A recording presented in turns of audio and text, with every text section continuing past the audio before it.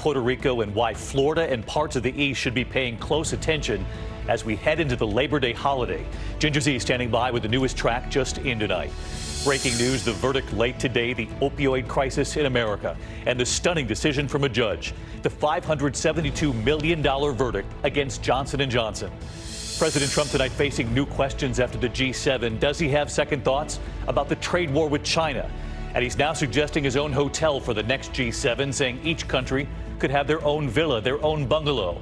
And why the president was a no-show for a meeting on climate change. Our team tonight in the Amazon rainforest, the stunning new images coming in, the farmers, the workers on the front lines themselves, overwhelmed by the force of the flames. This stunning video in Denver tonight, the driver who plowed into a crowd, police now studying the images. Here in New York City, the violent heist, suspects posing as customers, pulling out their weapons, what they did to the workers, millions in diamonds gone. The health scare tonight, 4 cases of the dangerous Triple E virus carried by mosquitoes in the East. A woman has now died, and where they're most concerned. And America strong tonight. If there's one image you need to see tonight, this is it. This is ABC World News Tonight with David Muir.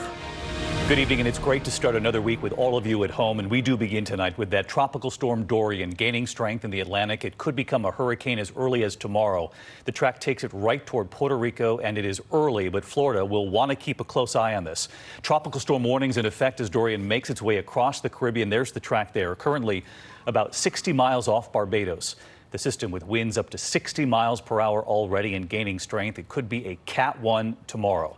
Let's get right to Chief Meteorologist Ginger Zee with the newest track out just a short time ago. And Ginger, it is that time of year.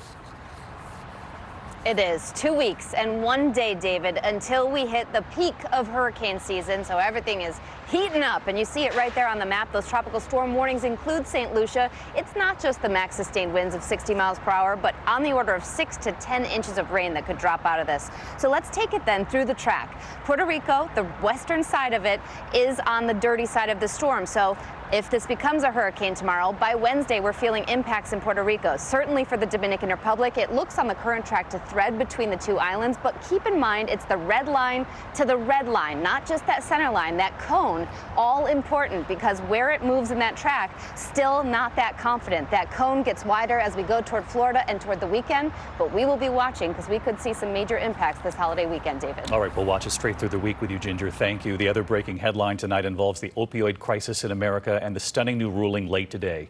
A judge in Oklahoma ordering Johnson & Johnson to pay $572 million for aggressively marketing addictive painkillers to doctors and to patients. And the question tonight, is this just the beginning? Here's ABC's Steve Osunsami now. This decision has the nation's drug makers on alert tonight. This Oklahoma judge has decided that corporate giant Johnson & Johnson helped fuel opioid addictions in his state, and he's ordering them to cough up more than $500 million to help residents struggling with addiction. The opioid crisis is an imminent danger and menace to Oklahomans. Craig Box is one of the parents who testified at trial. His son Austin was a linebacker at the University of Oklahoma who started taking painkillers after a back injury. The young man was hooked quickly and then died of an overdose in 2011. I'm just pleased that the court found that Johnson & Johnson was responsible for this epidemic and the cause of so much pain to Oklahoma. Opioids are blamed for more than 6,000 deaths in Oklahoma since the year 2000. The state blamed Johnson & Johnson for misleading marketing to doctors and patients that the state says downplayed the risks. 48 states and more than 2,000 local and tribal governments have now sued drug makers. But Johnson & Johnson did not cause the opioid abuse crisis here in Oklahoma or anywhere in this country. In a statement tonight, Johnson & Johnson points out that the FDA-approved labels of these medicines provide clear information about their risks and benefits. So let's bring in Steve Osunsami with us live tonight. Steve, Johnson & Johnson tonight vowing to appeal. And again, for families who've been ravaged by opioid addiction, they will see some of this verdict if it's upheld? Yes, the judge is calling this an abatement program for these families. Johnson & Johnson is vowing to appeal and saying that this could stretch the process out for another couple of years. We should point out that there are at least 2 other pharmaceutical companies that have settled with the state of Oklahoma for millions upon millions of dollars. all of them face multiple lawsuits across the country. David. Just one state right here tonight, Steve. Thank you. Now to alarming images coming in from the Amazon. Our team on the front lines of those devastating fires in the rainforest. The rainforest, of course, called the lungs of the planet, providing an estimated 20% of the world's oxygen. And tonight, these are the new images coming in. Those catastrophic fires racing through the rainforest at record speed. Firefighters overwhelmed, and so are the farmers, the workers, the people who live at the edge of the forest. And our Matt Gutman and our team right there with them.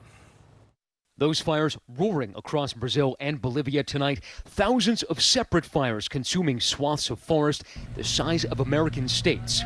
That line of fires you see stretches for dozens of miles, and it is so big that it's hard to tell if it's a single fire or hundreds of them. This afternoon, driving along the Bolivian-Brazilian border, we saw it up close. Dozens of miles of incinerated palm forests. This rancher telling us his name is Geronimo. Nada. He said an airplane did come through here and made a drop, but it didn't do anything. We offered him a ride out, but he wanted to stay, insisting his cattle would come back. This is what the firefighters here have been dealing with for weeks now, and you can see how it's torching those palm trees like matchsticks. But that fire charging. Those palm trees exploding. We quickly moved out. We're going to try to get moving a little bit faster to get out of its way. Keep going, keep going. Geronimo's farm and its road disappearing behind that swarm of fire and smoke. Brazil has deployed 44,000 troops and C-130s loaded with thousands of gallons of water. And Bolivia has contracted this 747 supertanker. President Trump has offered help, and the G7 today pledging $20 million to try to save the Amazon, which produces 20% of the Earth's oxygen. In the meantime, those fires continue their destruction.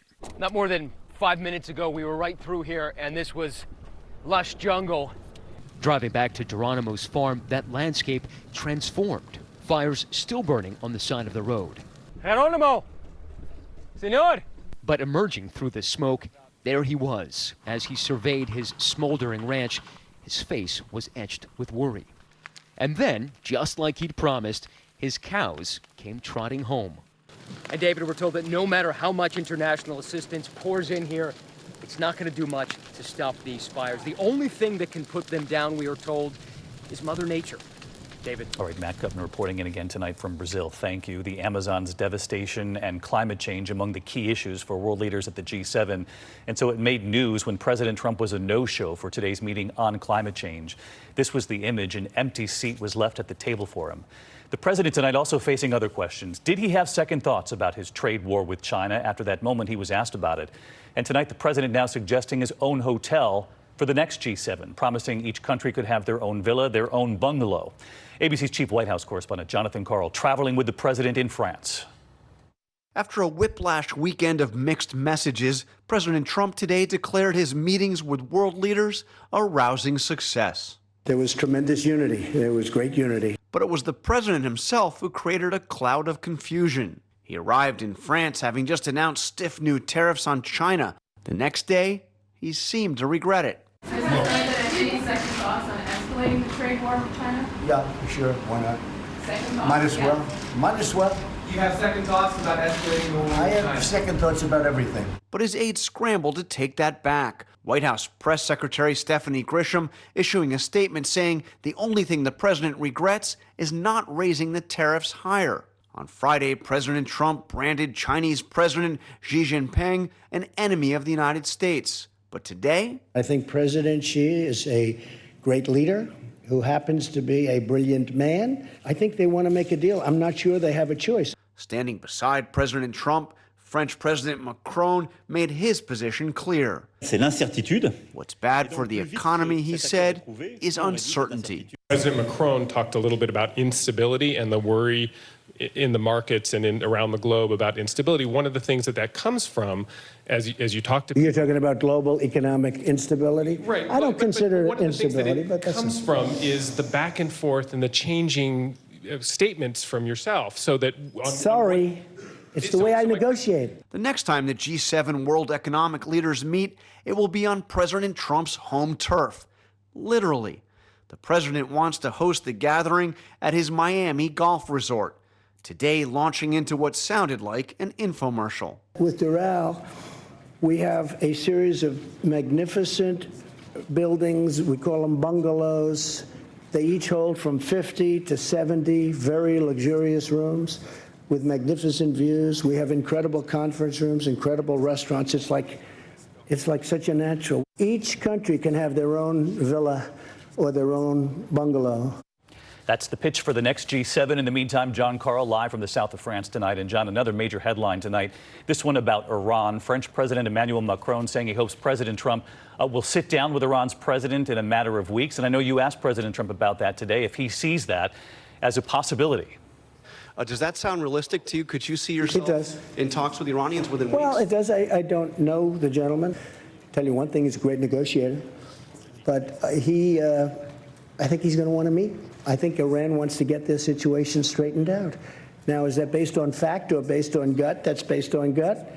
But they want to get their situation straightened out, Jonathan. This was interesting, John, because no American president has met with an Iranian leader in about 40 years. So what's Iran saying tonight? Well, David, the Iranians have consistently ruled out the idea of meeting with President Trump. But earlier today, Iranian President Rouhani said this, quote, "If I knew that going to a meeting and visiting a person would help my country's development, I would not miss it." And he added, "We have to negotiate. We have to find a solution." So no direct answer yet from the Iranians, but for the first time today, they seem open to it. All right, we'll be watching this space closely. John, thank you. Next tonight, to the alarming images out of Denver. Police are now searching for a driver wanted for plowing into a crowd. Here's ABC's Clayton Sendell. Police tonight looking for the driver of this car, seen plowing through a downtown crowd, slamming into two people. It happened early Sunday morning as officers were breaking up a rowdy gathering outside a Denver nightclub. Investigators now reviewing these videos posted to social media. Another view taken seconds before shows men prying open the car door, appearing to attack the driver.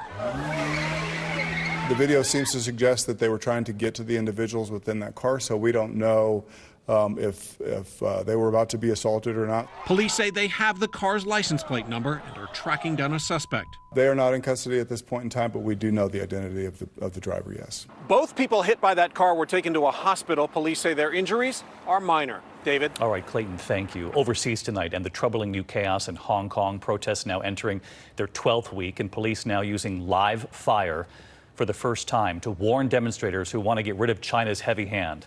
For the first time, as I mentioned, police firing that live warning shot right into the air amid that escalating chaos. You see it there. ABC senior foreign correspondent Ian Pannell amid all of this right there in Hong Kong.